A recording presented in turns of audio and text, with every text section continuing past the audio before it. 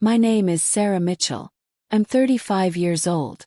And when my mom told me, you can come but don't get too comfortable. No one really wants you here. I felt something break inside me. Not my heart, my fear. The fear of losing them. The fear that kept me small. She said it while standing in my kitchen. The kitchen of the beach house I saved for. The house where she was cooking dinner for everyone except me. Like I was the guest. Like I didn't own the place. He nodded. Smiled even. Then I walked to my car and sat there for 20 minutes in silence. My hands shaking on the steering wheel. Not from sadness. From something else. Something that felt like waking up. The beach house was supposed to be my fresh start. After losing my job. After my best friend stopped calling.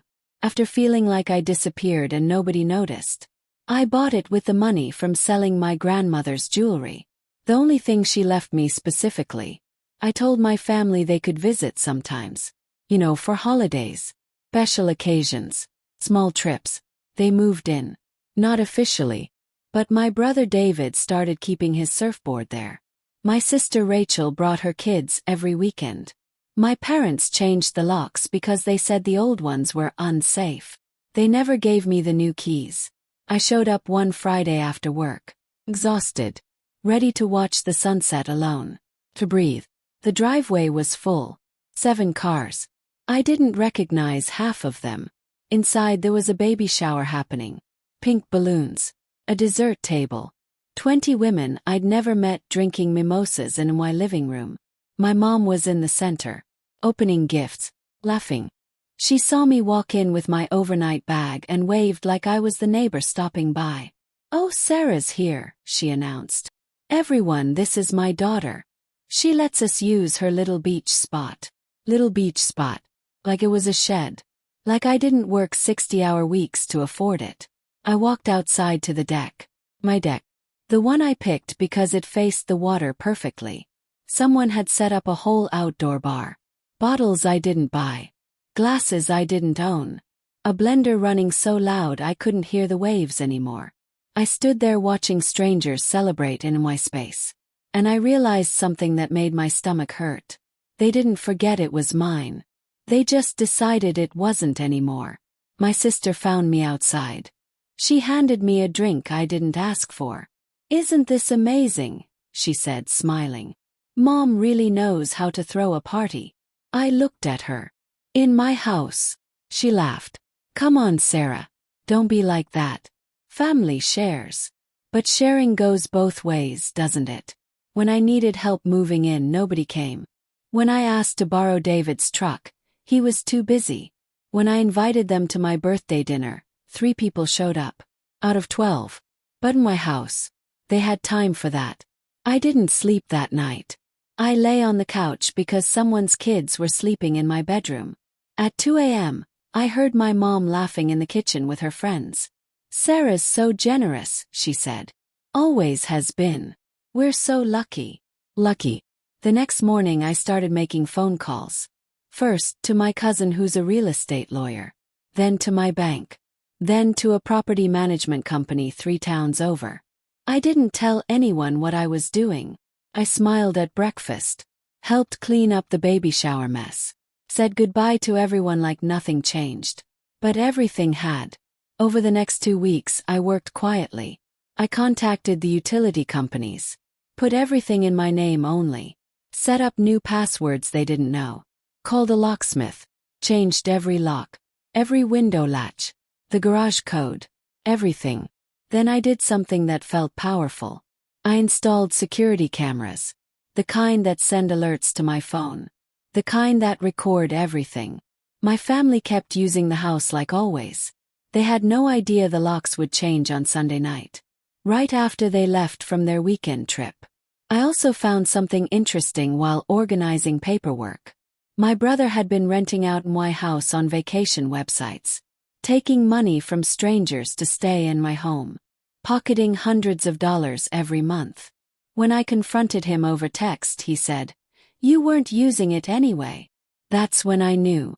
They didn't see me as family. They saw me as a resource. Something to use up until there was nothing left. 3 weeks after my mom's comment, I posted the listing. Beautiful beachfront property. 3 bedrooms. Ocean views. Available immediately. The price was high. Not because I needed the money. Because I needed them to understand what they'd lost.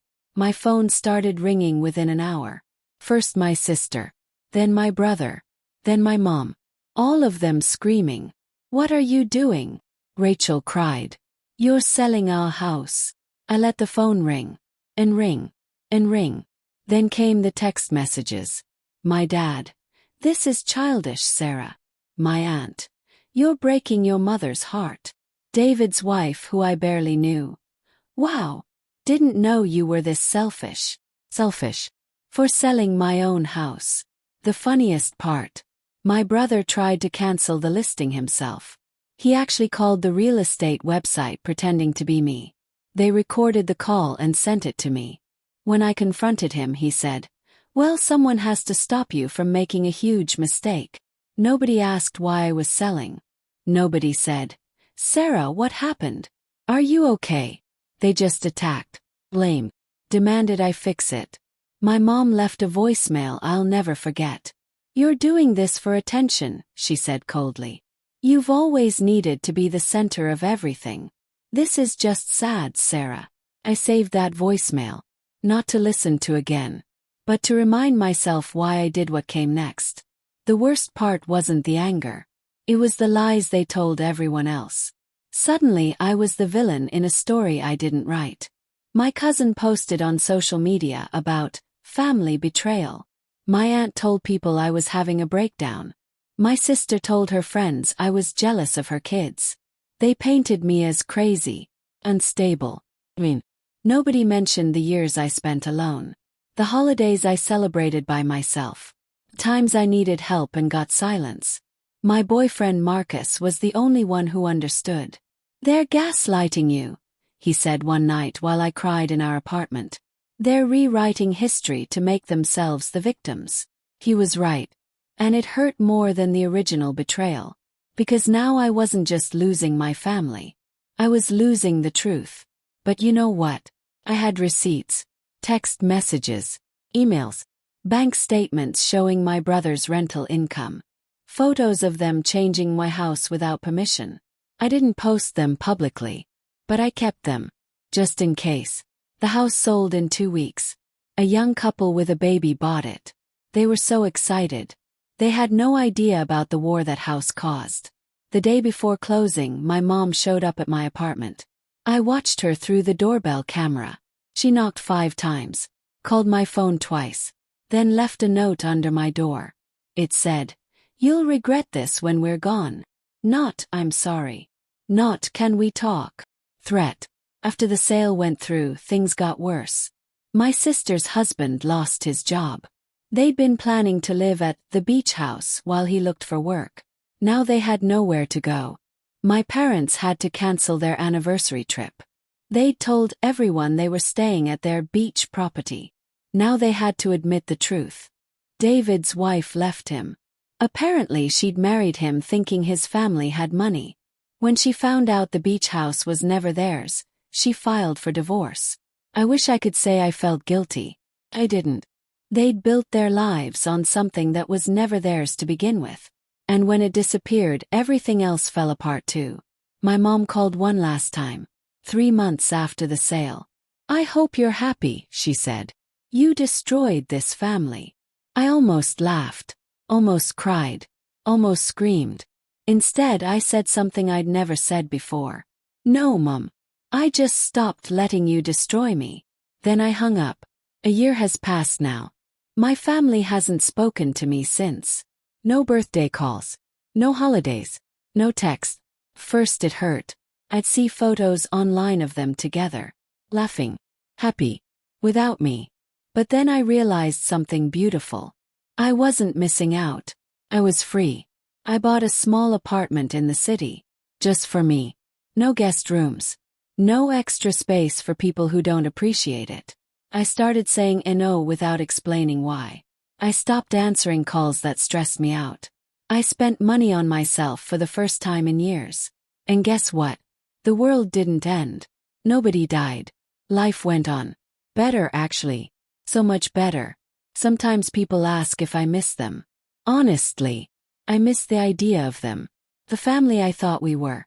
The people I hoped they'd become. But the real them. The ones who used me and blamed me and threw me away. Well, I don't miss that at all. Last month my niece turned 16. I wasn't invited to her party. But she texted me privately. "Aunt Sarah, I understand why you left. Mom won't admit it, but I see it.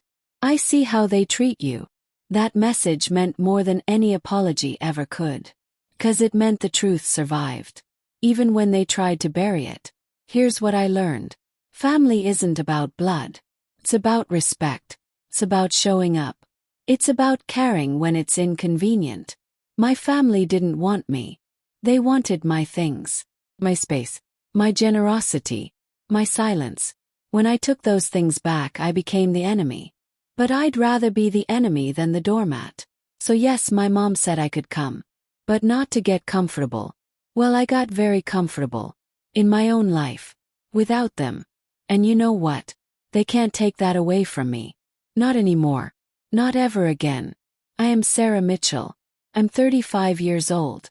And I took my life back.